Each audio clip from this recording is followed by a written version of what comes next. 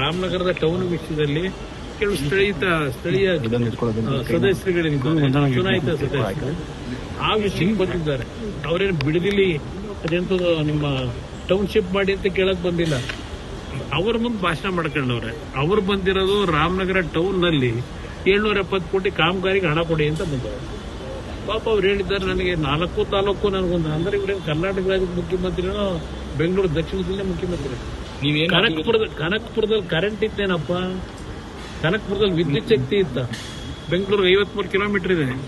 ಆ ಕನಕಪುರದ ವಿದ್ಯುತ್ ಶಕ್ತಿ ಇರ್ಬೋದು, ಕುಡಿಯೋ ನೀರು ಯಾರ ಕಾಲದಲ್ಲಿ ಆಗಿತ್ತು?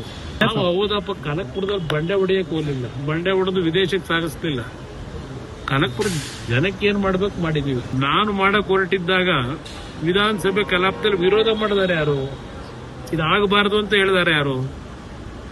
ಆಗ ನಿಮಗೆ ಅದು ಹೇಳೋದಕ್ಕೆ ಅವತ್ತು ಯಾರು ನಿಮಗೆ ಜ್ಞಾನೋದಯ ಕೊಟ್ಟರು ಮಾಡಬಾರ್ದು ಇದನ್ನ ಅಂತೇಳಿ?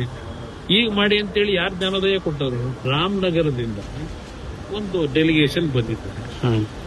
ರಾಮನಗರದ ನಗರದ ಅಭಿವೃದ್ಧಿಗೆ ಏನೋ ಒಂದು 770 ಕೋಟಿ ಕಾಮಗಾರಿಗೆ ಒಂದು ಹಣ ಬಿಡುಗಡೆ ಮಾಡಿಕೊಡಬೇಕು, ನಮಗೆ ಸ್ಯಾಂಕ್ಷನ್ ಮಾಡಿ ಅಂತ ಬಂದಿದ್ದು.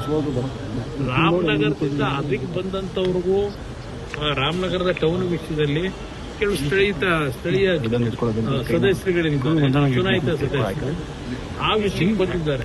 ಅವರೇನು ಬಿಡದಿಲಿ ಅದೆಂತದ್ದು ನಿಮ್ಮ ಟೌನ್ಶಿಪ್ ಮಾಡಿ ಅಂತ ಕೇಳಕ್ ಬಂದಿಲ್ಲ.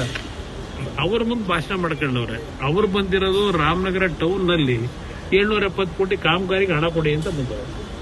ಪಾಪ ಅವ್ರು ಹೇಳಿದ್ದಾರೆ, ನನಗೆ 4 ತಾಲೂಕು ನನಗೊಂದು ಅಂದ್ರೆ ಇವ್ರೇನು ಕರ್ನಾಟಕ ರಾಜ್ಯದ ಮುಖ್ಯಮಂತ್ರಿನೋ ಬೆಂಗಳೂರು ದಕ್ಷಿಣ ಜಿಲ್ಲೆ ಮುಖ್ಯಮಂತ್ರಿ. ಅಪ್ಪ ಏನು ಕೆಲಸ ಆಗಿರಲಿಲ್ಲ ಅಂತ ಇವ್ರ ಬರೋವರೆಗೆ ರಾಮನಗರ ಜಿಲ್ಲೆ ಒಳಗೆ.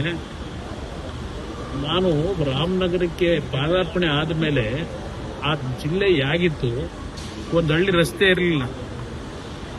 ಹಲವಾರು ನಿದರ್ಶನ ಕೊಡಬಲ್ಲೆ. ಕನಕಪುರದಲ್ಲಿ ಕರೆಂಟ್ ಇತ್ತೇನಪ್ಪ? ಕನಕಪುರದಲ್ಲಿ ವಿದ್ಯುತ್ ಶಕ್ತಿ ಇತ್ತ? ಬೆಂಗಳೂರಿಗೆ 53 ಕಿಲೋಮೀಟರ್ ಇದೆ. ಆ ಕನಕಪುರದ ವಿದ್ಯುತ್ ಶಕ್ತಿ ಇರ್ಬೋದು, ಕುಡಿಯೋ ನೀರು ಯಾರ ಕಾಲದಲ್ಲಿ ಆಗಿತ್ತು? ಅಧಿಕಾರದಲ್ಲಿ ನೀವೇನು ಮಾಡಿಲ್ವಂತೆ. ಹೌದಪ್ಪ, ಕನಕಪುರದಲ್ಲಿ ಬಂಡೆ ಹೊಡೆಯಕ್ಕೆ ಹೋಗ್ಲಿಲ್ಲ, ಬಂಡೆ ಹೊಡೆದು ವಿದೇಶಕ್ಕೆ ಸಾಗಿಸ್ಲಿಲ್ಲ. ಕನಕಪುರ ಜನಕ್ಕೆ ಏನ್ ಮಾಡ್ಬೇಕು ಮಾಡಿದೀವಿ. ಅಲ್ಲಿ ಅಭಿವೃದ್ಧಿಗೆ ಒಂದು ರಸ್ತೆಗಳಿರ್ಲಿಲ್ಲ ನೆಟ್ಟಿಗೆ. ಕೆಲವು ಹಳ್ಳಿಯಲ್ಲಿ ರಾತ್ರಿ ಟೈಮ್ ಏನಾದ್ರೂ ಹೆಣ್ಣು ಮಕ್ಕಳಿಗೆ ಹೆರಿಗೆ ಮಾಡಬೇಕಾದ ಪರಿಸ್ಥಿತಿ ಬಂದಾಗ ಚಿಬ್ಬಲಲ್ಲಿ ಎತ್ಕೊಂಡ್ಬರೋರು. ಅಲ್ಲೆಲ್ಲ ನಿಮ್ಮ ಕಾರವಾರದಲ್ಲಿ ನಿಮ್ಮ ಕರಾವಳಿ ಪ್ರದೇಶ ಬಿಟ್ಟುಬಿಡಿ, ಇಲ್ಲಿ ಯಾವ ರೀತಿ ಇತ್ತು 20 ವರ್ಷದಿಂದ.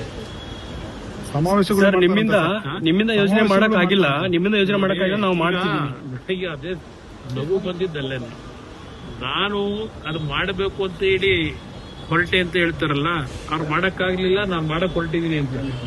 ನಾನು ಮಾಡಕ್ ಹೊರಟಿದ್ದಾಗ ವಿಧಾನಸಭೆ ಕಲಾಪದಲ್ಲಿ ವಿರೋಧ ಮಾಡಿದಾರೆ ಯಾರು?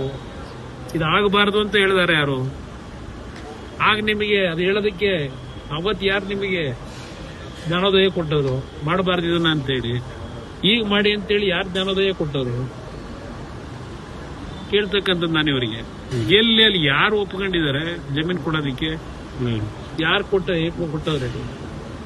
4,500 ಜನ ಅರ್ಜಿ ಹಾಕಿದವ್ರು ಇನ್ನೂ ಉತ್ತರ ಕೊಡ್ಲಿಲ್ಲ. ಇವರು ವಿರೋಧ ಮಾಡಿ ಅರ್ಜಿ ಹಾಕಿದವ್ರಿಗೆ ಉತ್ತರ ಕೊಟ್ಟಿಲ್ಲ. ಇವರು ಇದು ಕತೆ ಹೇಳ್ಕೊಂಡು ಹೊರಟಿದ್ದಾರೆ. ಕಾನೂನು ವ್ಯಾಪ್ತಿ ಒಳಗೆ ಈಗ ನಾನು ಇವತ್ತು ರೈತರುಗಳು ಕಾನೂನು ವ್ಯಾಪ್ತಿಯಲ್ಲಿ ಹೋರಾಟ ಮಾಡಬೇಕು ಅಂತ ಇದ್ದಾರೆ, ನ್ಯಾಯಾಲಯಕ್ಕೆ ಹೋಗ್ಬೇಕು ಅಂತ ಇದ್ದೀನಿ. ಈಗ ಇವ್ರಿಗೆ ಯಾಕೆ ಜ್ಞಾನೋದಯ ಆಯ್ತು? ಒಂದು ಇವ್ರಿಗೆ ಹೇಳೋದು, ಯಾವಾಗ ಆಗಸ್ಟ್ 1ನೇ ತಾರೀಕು ನಾನು ಉತ್ತರ ಕೊಟ್ಟಿದ್ದೀನಿ ಅಸೆಂಬ್ಲಿ ಒಳಗೆ, ದಯವಿಟ್ಟು ಜನತೆ ಮುಂದೆ, ರಾಜ್ಯ ಜನತೆ ಮುಂದೆ. ಆಗಸ್ಟ್ 1ನೇ ತಾರೀಕು ಇವರುಗಳ ಒಂದು ವಿರೋಧ ಏನಿತ್ತು, ಬೆಂಗಳೂರು ಸುತ್ತಮುತ್ತ ಈ ನಂದಗುಡಿ ಯಾವ್ದು ಹೇಳಿ ಚರ್ಚೆ ಮಾಡಿದಲ್ಲ HCZ ಬಗ್ಗೆ, ಅವತ್ತು ಇದು ಆಗಬಾರ್ದು ಅಂತ ಹೇಳಿದ್ರಲ್ಲ ಪ್ರಾಜೆಕ್ಟ್. ಎಸ್, ನಾನು ಆಗಸ್ಟ್ 1 ವಿಧಾನಸಭೆಯಲ್ಲಿ ಬಿಡದಿ ಟೌನ್ಶಿಪ್ ಮಾಡತಕ್ಕಂಥ ಕೆಲಸ ನಿಲ್ಲಿಸ್ತೀವಿ ಅಂತ, ಟೌನ್ಶಿಪ್ ಮಾಡಲ್ಲ ಅಂತ. ಆಗಸ್ಟ್ 15ನೇ ತಾರೀಕು 2007 ಸ್ವಾತಂತ್ರ್ಯ ದಿನಾಚರಣೆ. ಅವತ್ತು ನಾನು ಏನ್ ಭಾಷಣ ಮಾಡಿದ್ದೇನೆ, ಸ್ವಾತಂತ್ರ್ಯ ದಿನಾಚರಣೆ ದಿವಸ ಮಾಣಿಕ್ ಶಾ ಗ್ರೌಂಡ್ ನಲ್ಲಿ ತೆಗೆದು ನೋಡಿ.